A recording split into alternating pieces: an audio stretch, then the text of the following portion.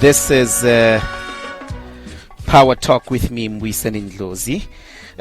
On this segment of the show, we are going to look into the resettlement of the first group of white South Africans of Afrikaner origin in the United States.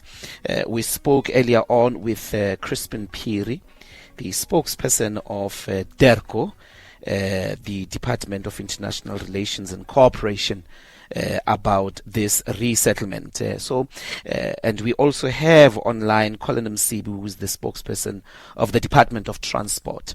We're going to take your calls as well, if we've got any thoughts and questions on this manner, on this, on 0861987000 is our studio line. But we had a conversation with Crispin Phiri, as indicated. Because of time, we've had to pre-record it. I'm going to play that particular clip, and then we're going to continue with our conversation. Let's take a listen. The question that I have relates to this migration and the refugee status of the Afrikaners in the US. What is our country's involvement in their relocation? And I like the word that you're using there, is migration, instead of indeed refugee or what they are being referred to. So one of the things that we have to place on the record is that in terms of the international conventions on how refugees are facilitated, it's often done on a confidential basis between the individual who is applying for refugee status and the country which could facilitate their resettlement and receive them. So the role of this country which these individuals come from, the country of origin, is non-existent. And ordinarily it would be someone fleeing from a particular country. You end up in country X and you say, I'm being persecuted in my country. That country where you are now fleeing to would then evaluate your claim.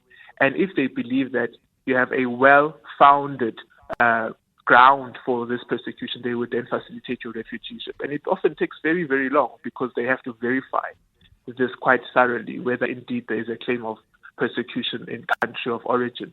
In this instance, we don't know how it's done because these people were even fetched, so they didn't even flee, they were fetched from South Africa.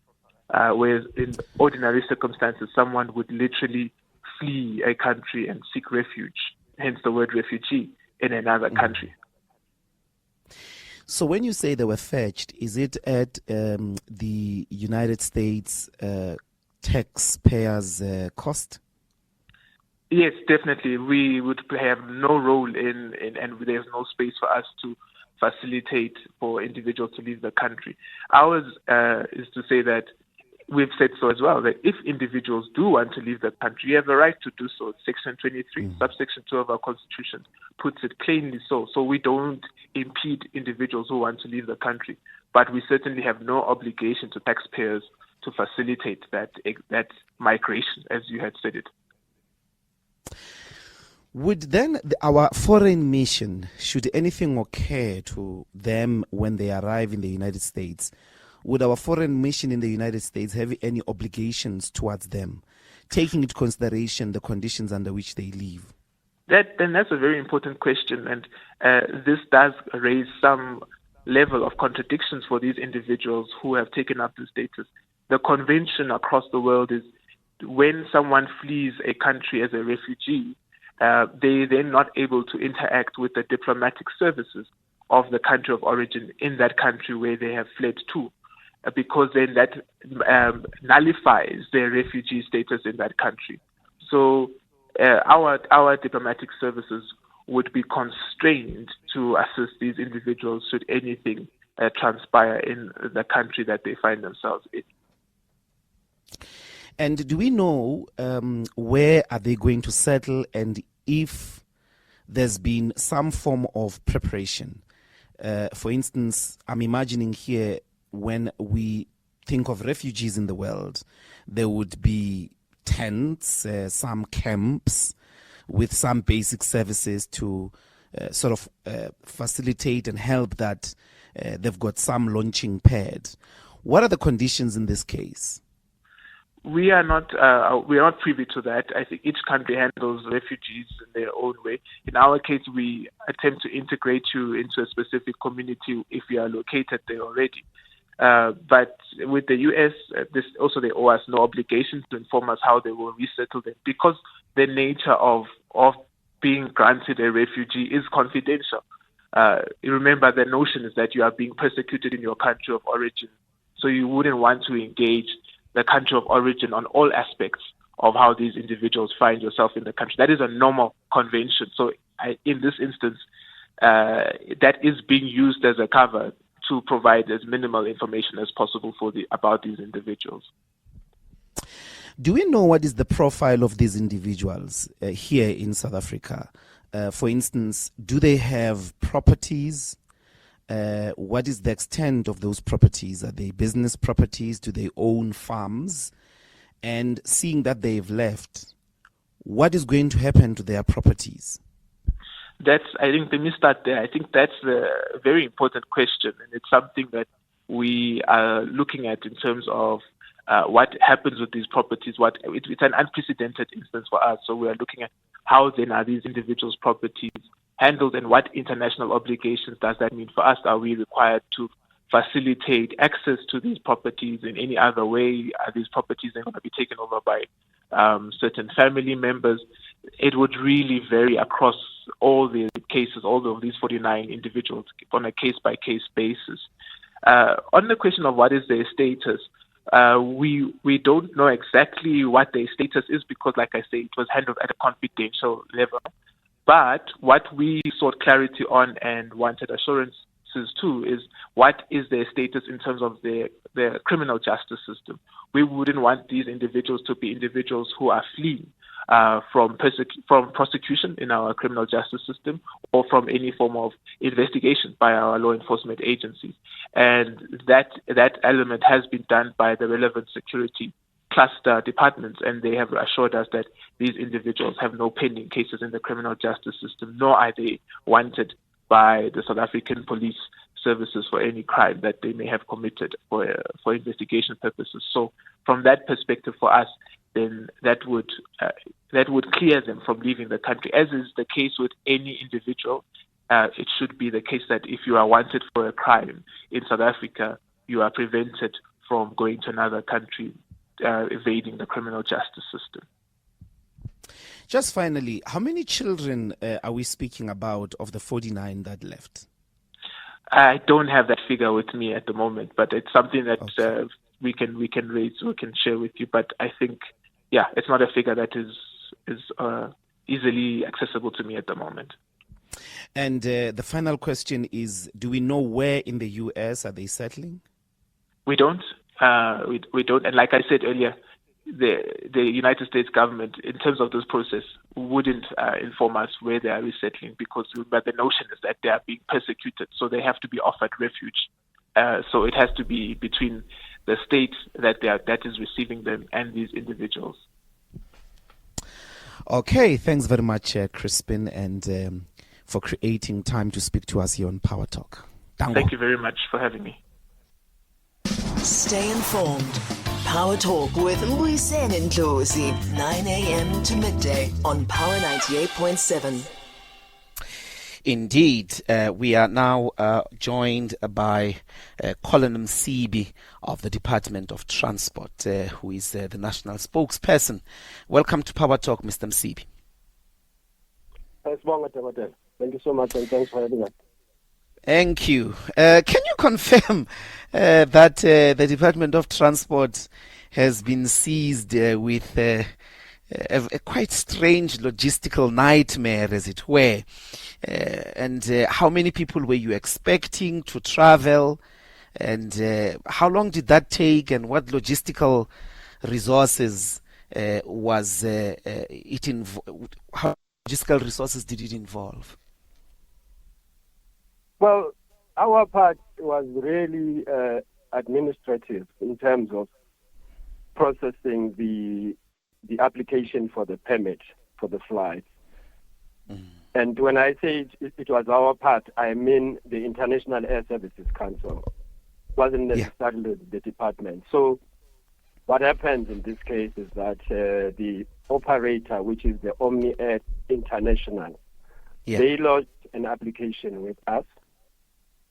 That application would then consist of the relevant information. For instance, how many flights are involved, how many people are traveling, the route that will be taken by that particular flight.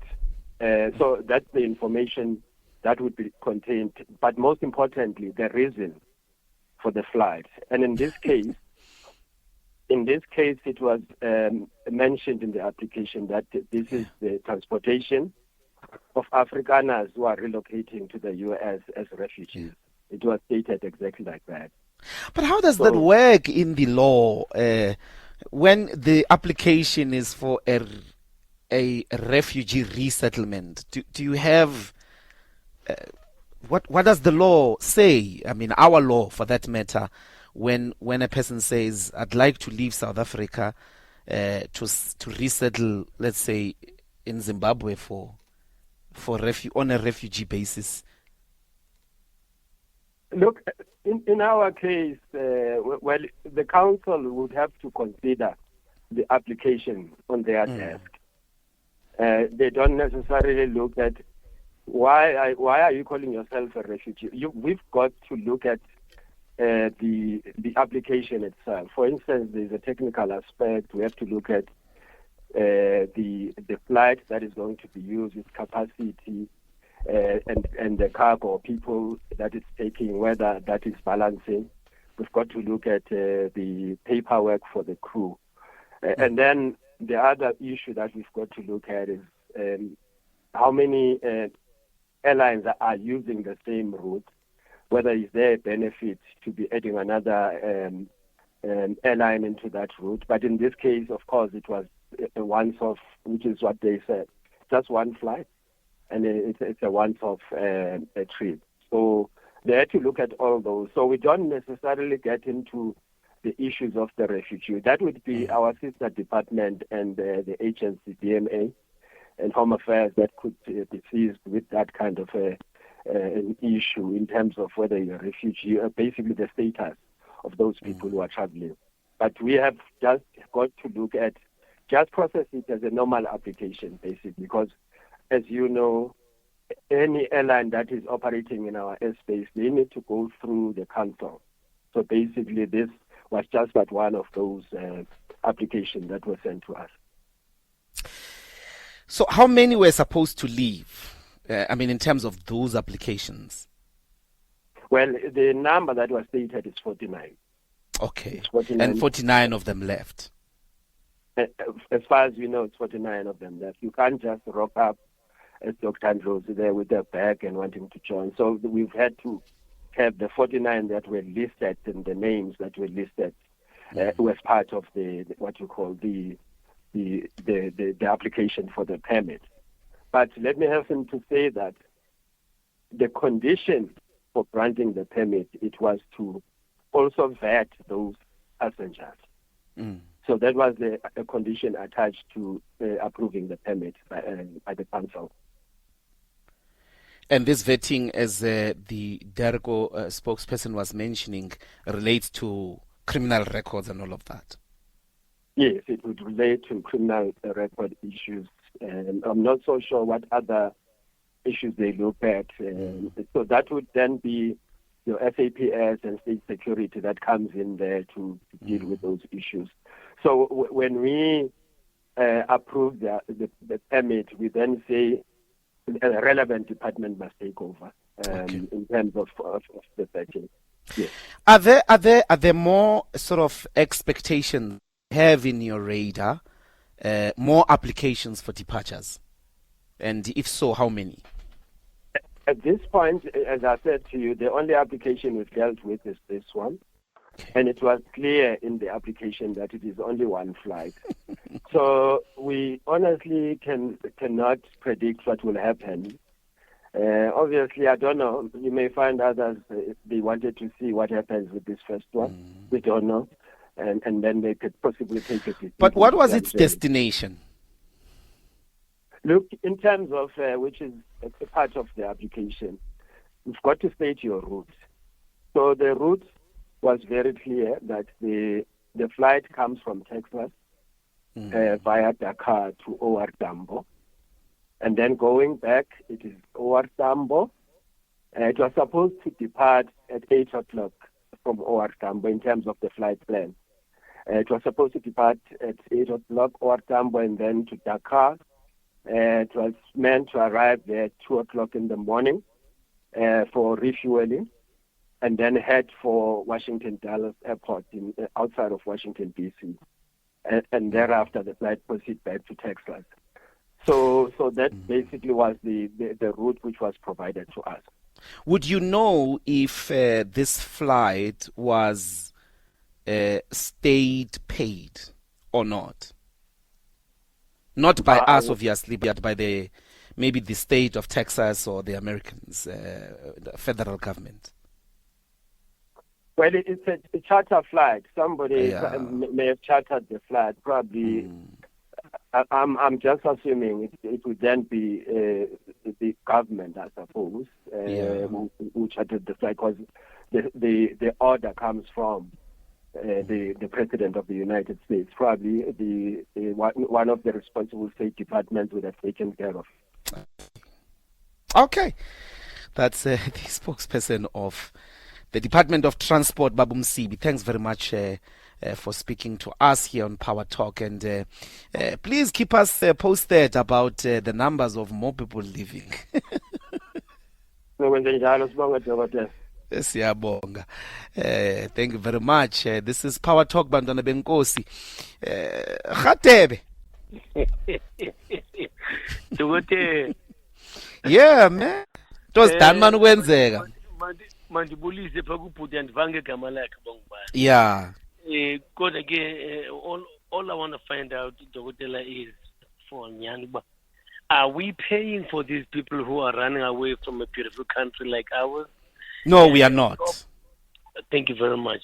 And on top of that, are there measures in place that the places that they live, the land that they are living, if it is not poisoned, and if it is poisoned, are they going to be traced back to fix the poison that they put in there? Because if they are running away from the place, obviously they just want to mess everything about the country. So, yes, that is my question.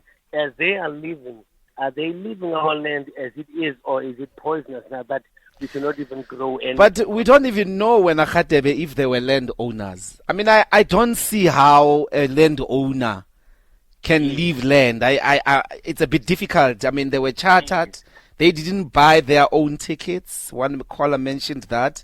We're still looking for the profile. I think we may not get that answer from government. We'll try to get hold of some of the investigative journalists who may have profiled these Afrikaners that left. But we don't know whether they owned land, whether they owned houses, how much they had in their bank accounts. It could just be a group of hobos of white people living. Yes. And on top of that, if they are, say for instance, they are landowners who left, if they mess up the land, can they be traced so that they are brought back to claim what they did? Or charged. Or charged, yes. Yeah. Before even they go, yes. Yeah. No, we'll see if we can't, I'm sure a lot of people within the journalistic, investigative journalists are already on top of the profile of these individuals. There are not too many, just 49. We'll keep an eye on that. But thanks very much, Khate. This is Power Talk with me, Mbuyiseni Ndlozi. We're going to take the headlines, Bantwana Benkosi, with a Nyaka Lotefu. Stay tuned.